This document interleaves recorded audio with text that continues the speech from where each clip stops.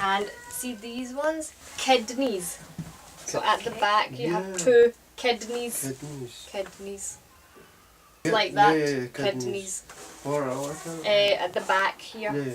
So sometimes you might go doctors and kidney infection. Kidneys. So you might get ache, stomach ache, headache, toothache.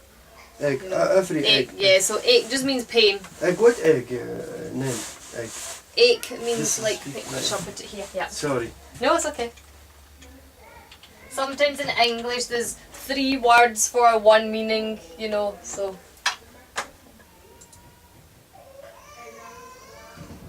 Can you see that? Alam. Yep. There's other words here as well, if you want to look at these. You understand? No, yeah, okay. Alam. Okay. Now this one everybody found difficult. Dizziness. So if you're dizzy, like dizzy. Like everything's spinning. Yeah. Dizzy. Yeah, dizzy. So you say I feel dizzy, or you say dizziness. Same thing. Dizzy. Yeah. If you just put dizzy.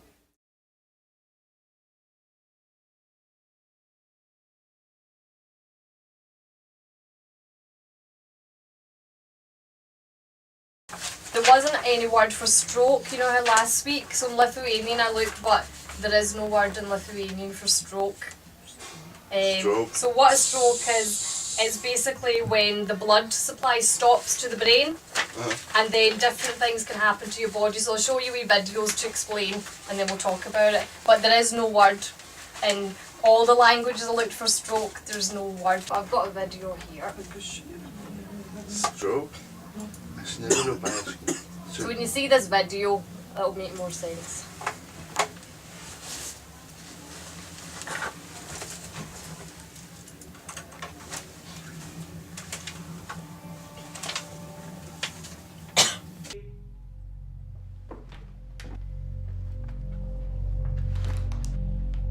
Oh man. Mrs. D. Fast. F. Face. It looks a bit droopy. S. Speech. Mrs. D, speak to me. Tell me how you're feeling. Help's on the way, it's gonna be fine. Yeah, what happened in Lithuanian language, stroke is like, I don't know what is that, insultas. Okay, next one's burns.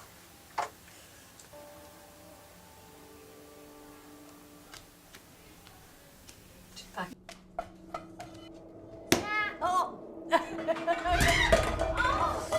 I don't believe I've just done that. Oh, well. At least 10 minutes to cool 10 minutes sounds a long time, but they say 10 minutes so it doesn't cause too much damage. When you think 10 minutes is quite a long time. Have you got some cling film? Yeah, just in that top drawer there. Keep it there. You know, if you're at home, cling film, so just because it's clean, they normally say cling film's better, but not too tight, just lightly around it. But say you were out somewhere and you didn't have cling film, just a plastic bag, you know, just over it. So, and now these cost you 5p, so you might not have as many. Okay, the next one is probably the most important one for children. Poisoning. Poisoning? Poisoning. So poison is like something harmful, so something you shouldn't drink or... Yeah, I know that just... But this is poisoning by accident, so...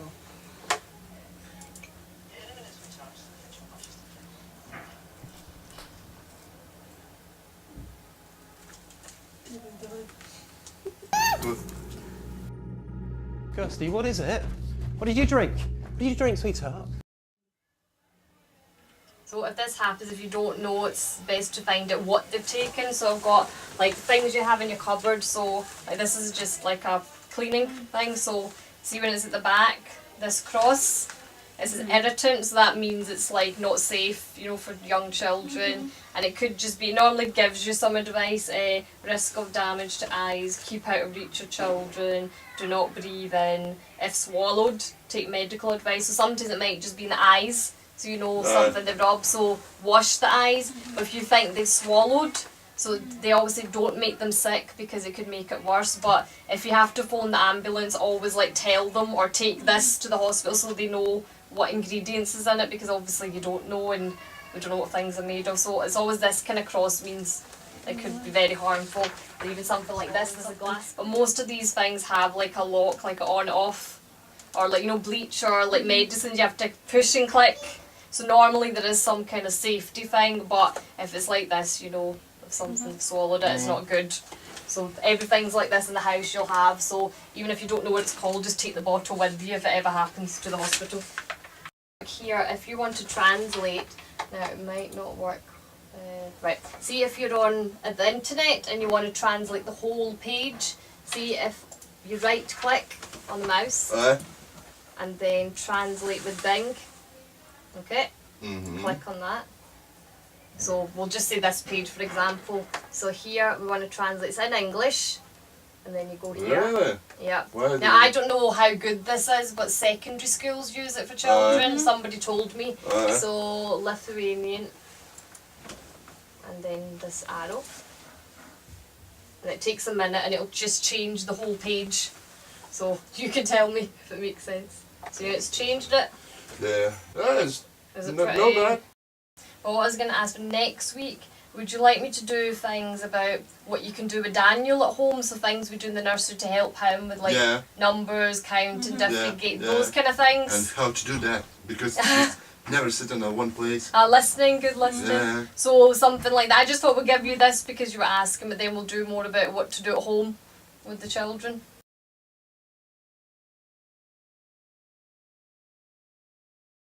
Yes. So if you type into Google, this one, then the first one you click, and you'll get this page. So all of these are listening games. So I've just shown you 1, 2, 3, but all of them, I'll show you other ones. Listening. So basically, before we would teach them any kind of like formal things, it's really important to get them to listen. So taking turns in different games, things that you can do at home, and these are the kind of things we do in nursery as well. So it's just different listening games. So you might think, oh, listening, but children do find it very difficult. So lots of things we do is trying to get them to sit in a group and listen and take turns, which they find quite hard. So things you can do in your house. So the first one, so house sounds. So just in your house, maybe just stopping as any noises he can actually hear. So even if he says to you in Lithuanian, you know, like the kettle boiling or the TV's on, different things. So. Listen, what can you hear? Okay, so what does that sound like? Petrol 1.8, about 2 liters. He might not tell you that much detail, but he might say this. I can hear a car. So car, so it's just, can he identify the different things? So you can like pause and then wait till Haddy tells you, then click for the answer, you know, so give him time to listen. بدأ يعطف استخدام الاثنين الضوء lighter Bell and drum. Oh yeah. Okay. الضوء. If I heard, so I walk. Yeah. Walk. Yeah. If I hear, stop. Okay. So it doesn't have to be bell and drum. Anything you have in your house. The last one, so this is just something I've made, and we do this in nursery a lot. Now it says black tub, so I couldn't find it in the house, so it's meant to be covered so you can't see it. So I've got 4 different ones here, so you can play it different ways. So if you just so listen to the different things.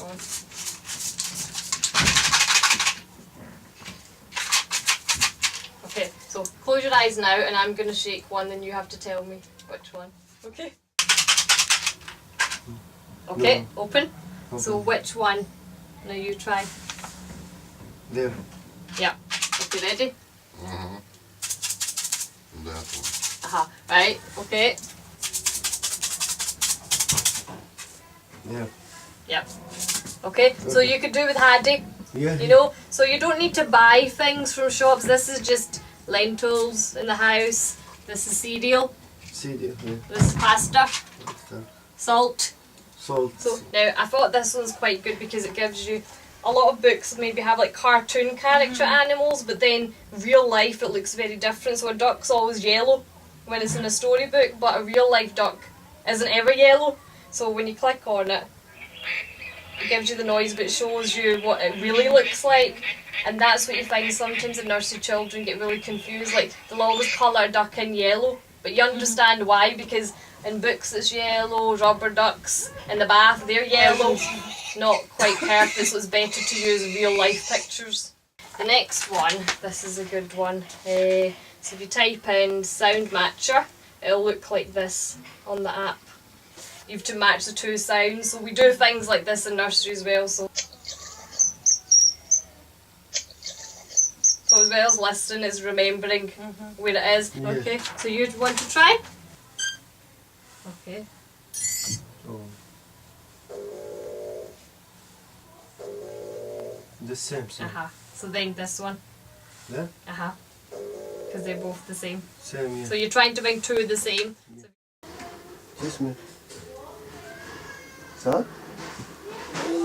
يلا شوفوا شو اسمه هذا اللي يبكي.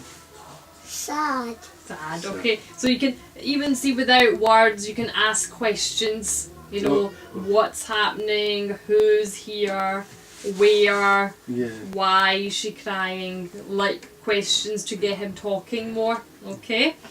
Other things, this is an easy one.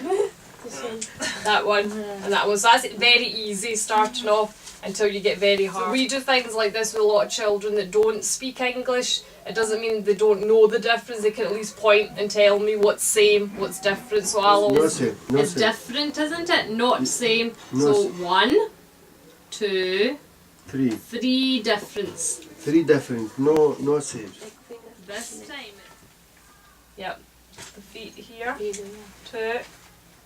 This one. Oh, you're very quick. Good. Yep. 4. What did you say? Yep. Some children find it very difficult to hold a pencil, and what we call that is fine motor skills. So things we use in nursery, these kind of things. I'll show you. So we do lots of games in nursery, don't we, Hattie? So we might have things like this, pom-poms, marbles. Remember we did this? So all of these things, it helps the fingers strong. So, Hattie, can you pick something up? Show Dad. Good boy, okay. Can you pick the little eye up? That's hard. لا مو هاي. This one. الصغيرة. Oh, very good. So he's very good. So more things like this makes sewing. I have here. So these help children use fingers. Oh yeah. So it's quite hard for children. I'll take this out just now.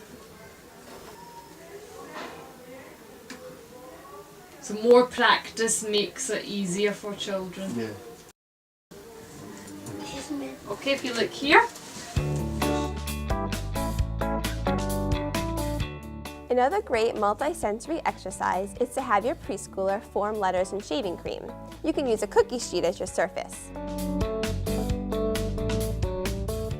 Using my pointer finger, I form a letter in the cream. For example, if I want to teach letter N, I'll say, start at the top, big line down, ribbit, jump to the top, big line slides down, big line goes up.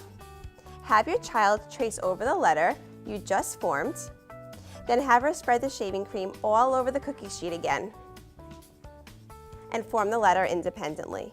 In the letters, so it's very big first, because even in school it's just plain jotters, it's not lines until maybe primary 2, because children need to get used to doing the letters correctly. So things like this will start at the bottom. Yeah, down. شوف هاي. But you see, more and more practice, then these are the kind of things we do in nursery. Yeah. That's it working now. So see, it's easier big at their age, and Yeah, then this- slowly we slowly, make yeah. it smaller. Well done. Wow, let's have a look. That's excellent. Ooh. I'll show you on the internet as well. If you type this into Google again, Google and Google. just Google. Goo- YouTube, no? This one's YouTube, this one. If you type this into Google, and I'll show you what we get. So if you press. So first of all, can they understand the sounds? So in nursery there's lots of songs and rhymes we do. I don't know in your language, is there any songs with numbers in Tamil or Lithuanian? Yeah. Some, yeah.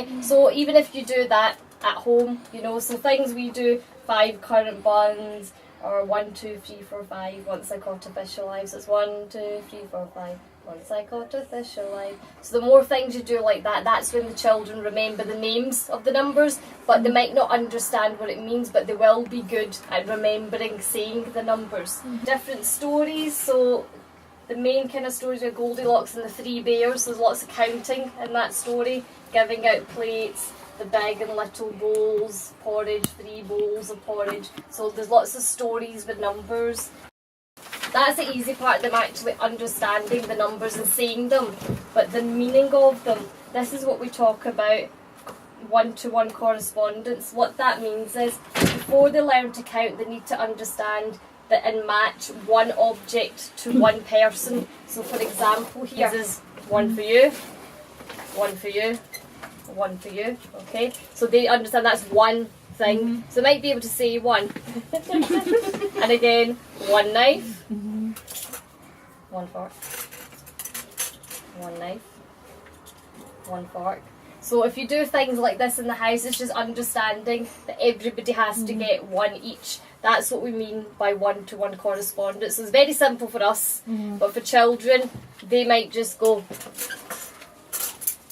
1, 2, they're counting at that, but we're saying 1 each, 1 for you, 1 for you. That's what one-to-one correspondence means. So next, counting. So they need to understand what it means by how many. So like I was saying, a lot of children can even count up to 100 easily, but they don't understand what that numbers actually mean. So if I put these, you need to actually touch 1 at a time. So like I was doing 1, 1. You have to go 1, 2, 3. Some children do this 1, 2, 3, 4, 5. You know, Yeah. they don't understand, so slowly Slowly.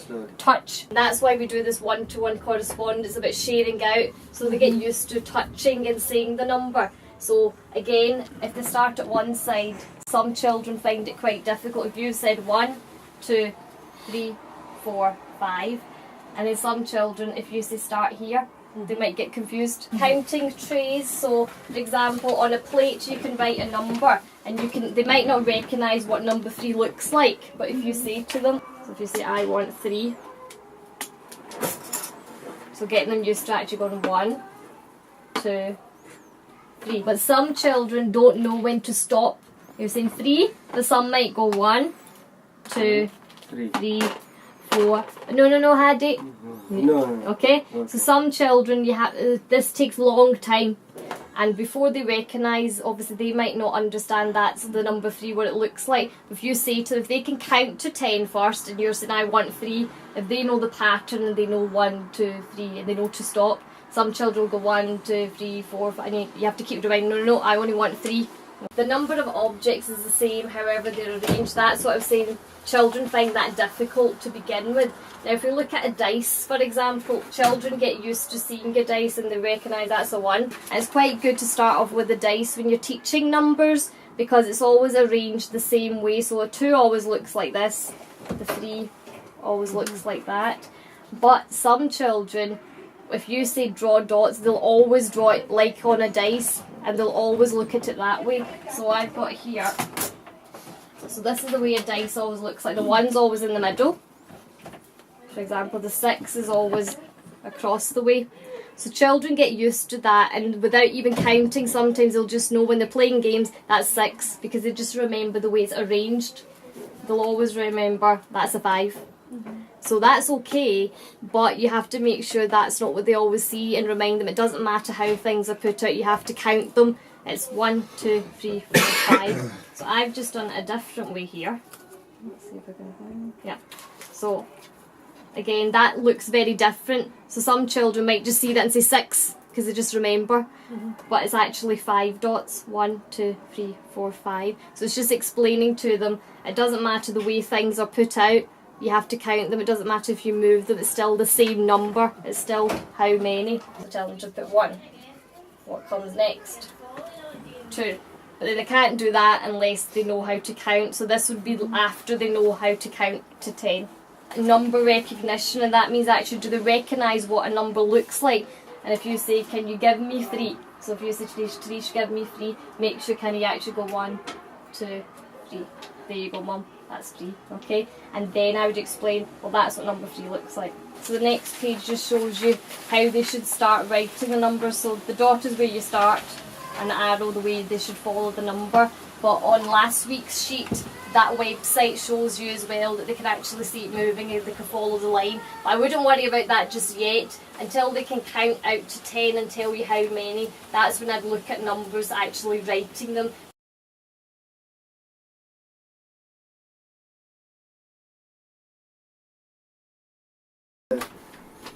أنا سعيد بهاي الدروس الجاي تعطونا، وسعيد بهادي جاي يدرسونا دراسة يعني ممتازة، ويعني الشغلة مضبوطة، شغلتكم ومحترمة وبارك الله بكم وخوش، يعني الدراسة حلوة وجيدة. Thank you.